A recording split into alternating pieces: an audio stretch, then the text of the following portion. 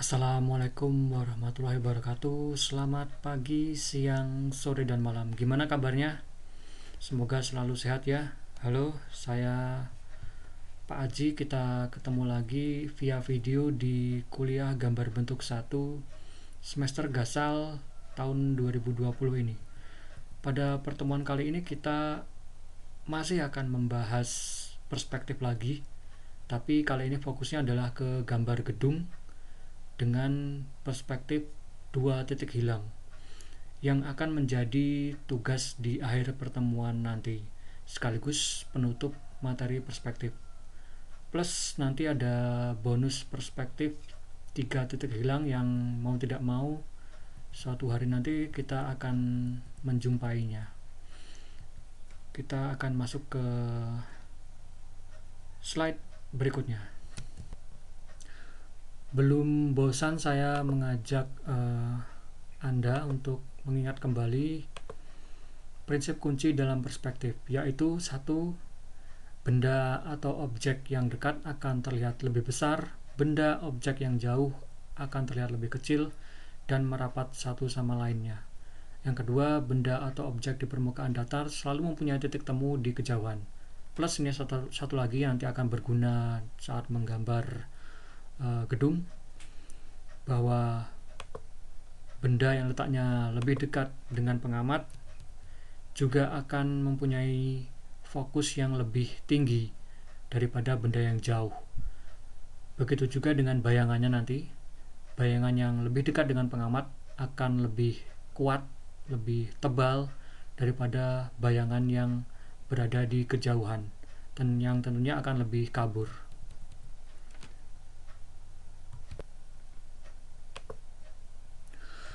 Pada pertemuan lalu, Anda sudah menggambar benda atau objek geometris dengan perspektif 1 dan 2 titik hilang yang bisa membantu memperoleh kesan 3 dimensi. Menggambar gedung nantinya akan tetap menggunakan prinsip ini, tapi tidak hanya sekedar memindahkan prinsip tersebut ke gambar gedung, karena nanti ia akan jauh lebih menantang ya. Tentunya nanti tidak sampai sekompleks apa yang dilakukan oleh orang-orang arsitektur yang sangat teknis dan mungkin sangat perlu hitung-hitungan.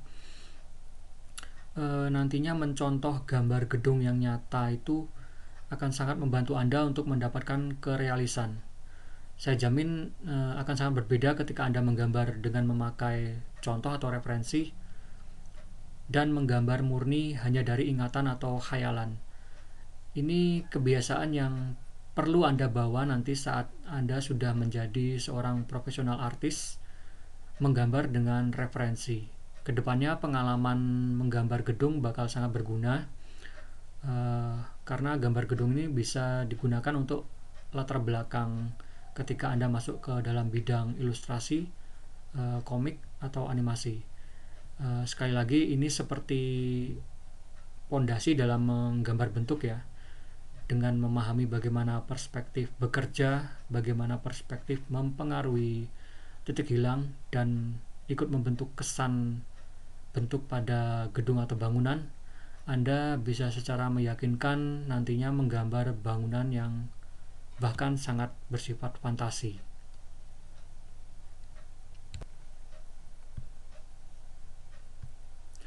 Mengetahui sudut pandang mana yang akan Anda ambil ketika menggambar sangat penting. Mau itu sudut pandang atas, normal, bawah. Sekali lagi ya, perspektif itu sangat relatif, bergantung posisi Anda dan ke arah mana Anda mengarahkan pandangan. Rata-rata sudut pandang kita memang adalah sudut pandang normal horizontal, baik itu duduk ataupun berdiri, karena ini memang yang paling sesuai dengan struktur leher dan kepala kita. Mungkin gara-gara ini ya, kebanyakan karya Anda dari 2 penugasan minggu sebelumnya rata-rata menggunakan sudut pandang normal, sudut pandang yang memang sering kita alami sehari-hari. Namun apapun sudut pandangnya, yang perlu Anda ingat adalah ketika menggambar perspektif itu hanya satu, Anda perlu konsisten. Sekali saja tidak konsisten, perspektifnya bakal kacau, dan niscaya itu semua benda atau objek yang ada di dalamnya bakal terlihat sangat aneh. Nah, ini mungkin Anda bisa lihat sendiri ya, bagaimana menatap itu akan sangat mempengaruhi bagaimana nanti perspektif itu tampak.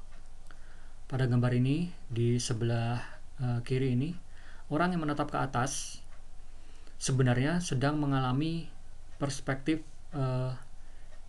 yang dia sudut pandangnya di bawah.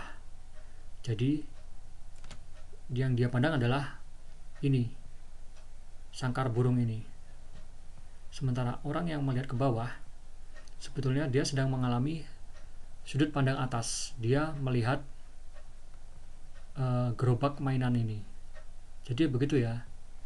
Dia memandang ke atas, itu artinya dia sudut pandang bawah. Memandang ke bawah, itu artinya sudut pandang atas.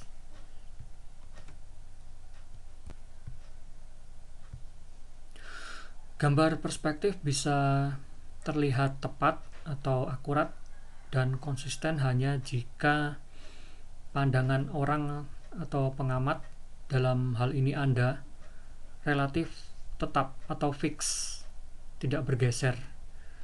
Ini dipengaruhi oleh jangkauan atau bidang pandangan atau range of view atau field of view atau field of vision masing-masing orang, yang pastinya tidak akan sama satu sama lain. Orang yang pendek akan berbeda dengan orang yang tinggi, field of view-nya.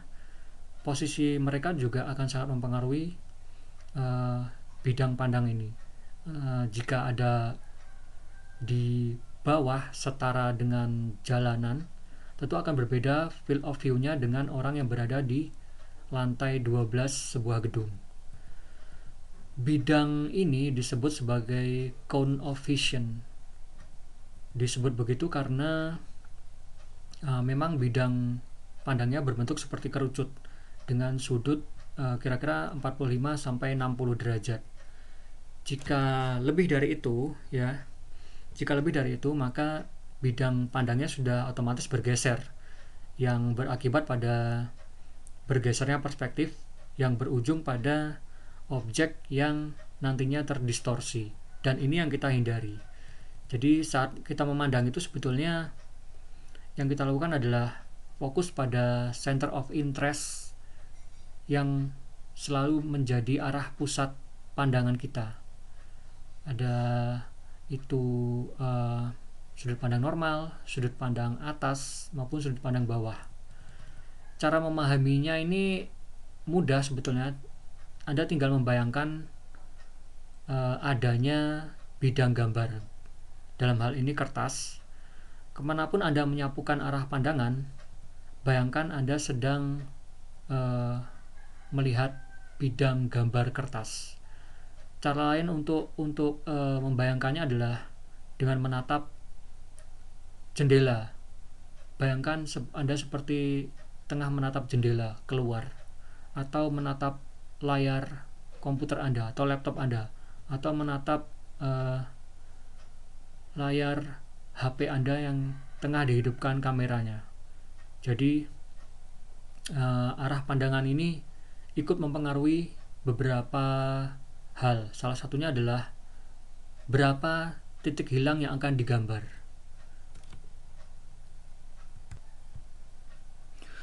Nah, ini bonus ya. Di pertemuan lalu sudah dibicarakan titik hilang potensial yang disebabkan karena tidak pernah ada perspektif satu titik hilang yang betul-betul murni satu titik hilang.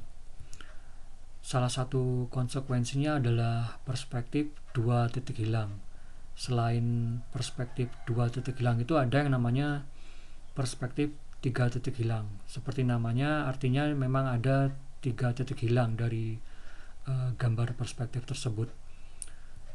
Perspektif tiga titik hilang ini adalah yang paling dinamis dan bisa menambah kesan mendalam secara signifikan.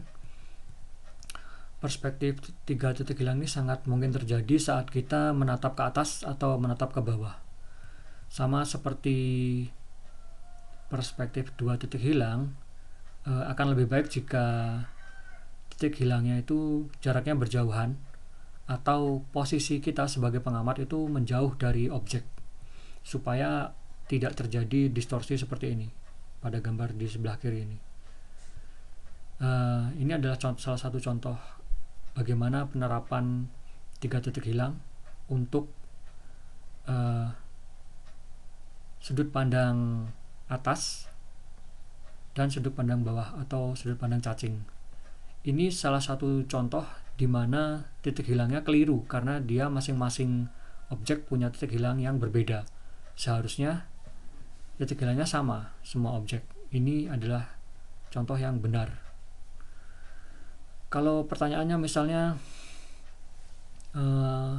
apakah ada perspektif dengan di atas 3 titik hilang? Jawabnya ada 4, ada 5, ada 6 titik hilang yang sayangnya berada di luar capaian materi kuliah gambar bentuk. Nanti itu Anda pelajari sendiri ya. Namun yang paling penting adalah Anda sudah memahami perspektif dari 1 titik hilang, 2 titik hilang, 3 titik hilang. Sisanya adalah perkembangan dari ketiga perspektif titik hilang tersebut.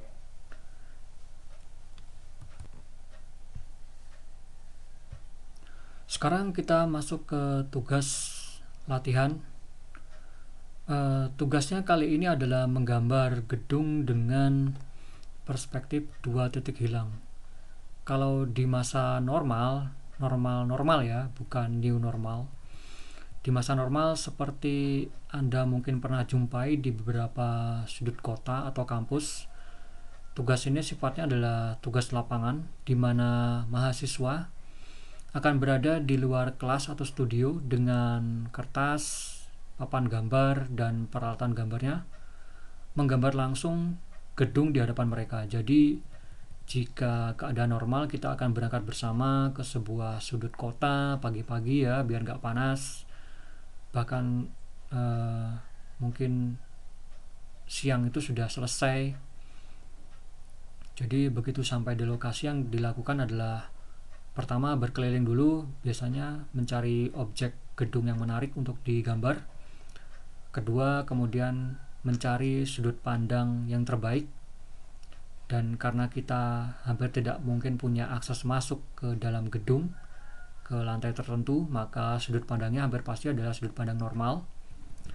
Yang ketiga adalah membuat sketsa dasar dengan komposisi terbaik pada kertas untuk dilanjutkan nanti di rumah, karena sangat jarang orang bisa menyelesaikan gambar dalam sekali duduk. Biasanya sebelum dibawa pulang, gambar perlu diperlihatkan dulu ke dosen progresnya sampai sejauh mana. Berhubung saat ini masih pandemi, saya tidak ingin dijadikan alasan oleh Anda untuk bisa keluar, bepergian, dolan, main, dan sebagainya.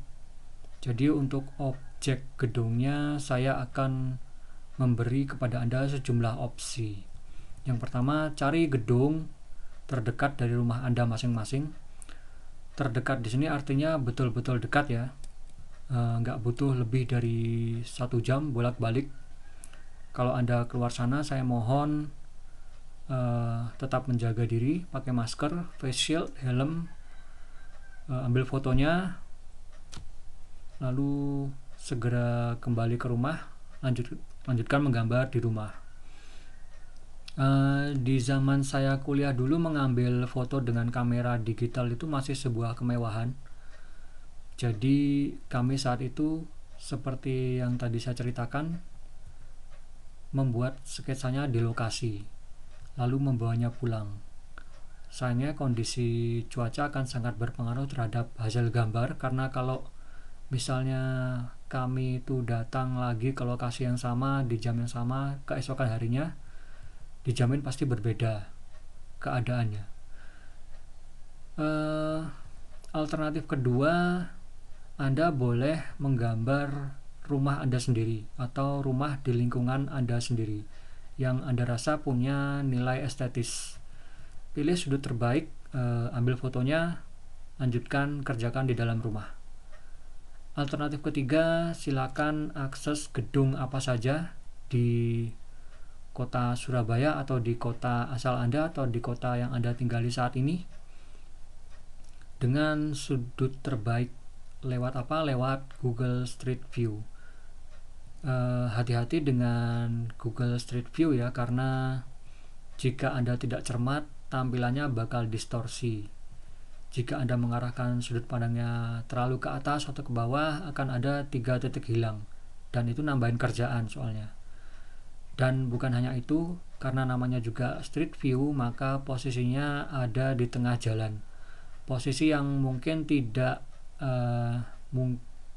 enak ya dilihat ya. Juga sangat tinggi kemungkinan ada banyak penghalang di situ, kendaraan misalnya, karena gambarnya adalah statis. Jadi jika Anda merasa sudah mendapatkan angle terbaik, sudut terbaik, ambil screenshotnya, lanjutkan kerjakan secara offline, karena kalau online ya lumayan itu Google Street View kuotanya. Di sini tidak ada syarat khusus gedung atau rumahnya seperti apa, karena manapun metode yang Anda pilih, yang penting dari tugas ini adalah ketepatan Anda menggambar perspektif 2 titik hilang plus arsirannya yang menunjukkan kedalaman dan arah datangnya cahaya. Ingat lagi tadi saya sudah menyampaikan prinsip perspektif bahwa semakin jauh benda semakin ia tampak mengecil. Ini nggak hanya terjadi pada ukuran, tapi juga intensitas gelap terangnya bayangan. Semakin jauh, bayangannya semakin kabur, semakin dekat, bayangannya semakin kuat.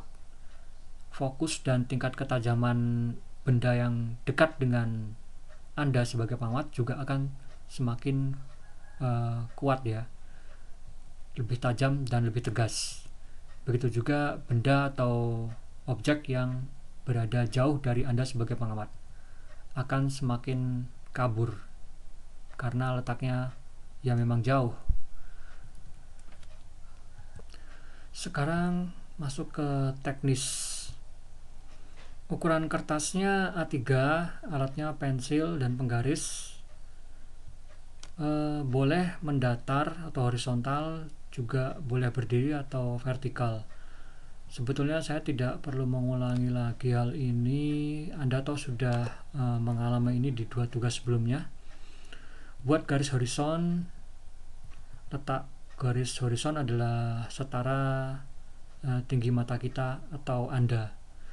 Kemudian perkirakan letak gedung yang untuk mudahnya nanti disederhanakan dulu dalam bentuk dasar geometri dengan bantuan garis hilang yang ditarik dari titik hilang pada garis horizon. Sangat mungkin letak titik hilang berada di luar bidang gambar. Tentukan juga komposisinya yang proporsional, tidak terlalu kecil, tidak terlalu besar, tidak terlalu menyisakan ruang kosong yang terlalu banyak pada bidang gambar atau kertas, namun juga tidak lantas memenuhi keseluruhan kertas. Anda boleh, dan ini cukup penting ya, Anda boleh memilah objek yang akan digambar atau tidak digambar.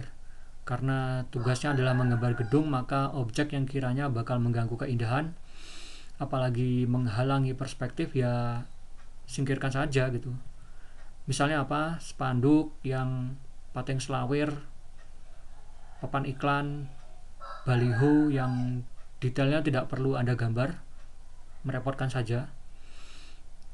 Bahkan pohon yang mungkin menutupi gedung, atau kendaraan yang parkir yang mungkin akan menyusahkan Anda. Langkah akhirnya adalah goreskan pensil Anda, beri kedalaman lewat arsiran. Selanjutnya kita masuk ke contoh. Ini contoh saya ambilkan dari internet. Silakan nanti di pause sendiri videonya. Contoh gedung dengan dan rumah dengan perspektif 2 titik hilang.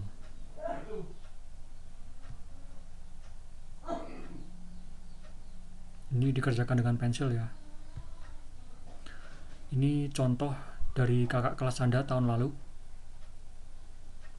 Saat itu menggambar di luar kelas langsung.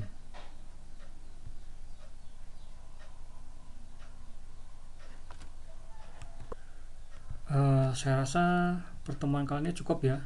Seperti biasa, silakan buat video sekreatif mungkin. Perlihatkan proses kerja, perlihatkan foto atau screenshot gedung yang jadi referensi, unggah di Instagram, tag akun-akun terkait, akun saya, akun Lab Cetar, publikasikan kemampuan Anda, sekaligus bisa buat kenang-kenangan. Saya cukupkan pertemuan kali ini. Semoga tetap semangat. Jangan lupa rajin cuci tangan, makan, maskeran, hindari kerumunan, jaga kesehatan. Sampai jumpa kapanpun kita berjumpa nanti. Selamat menggambar, terima kasih. Wassalamualaikum warahmatullahi wabarakatuh.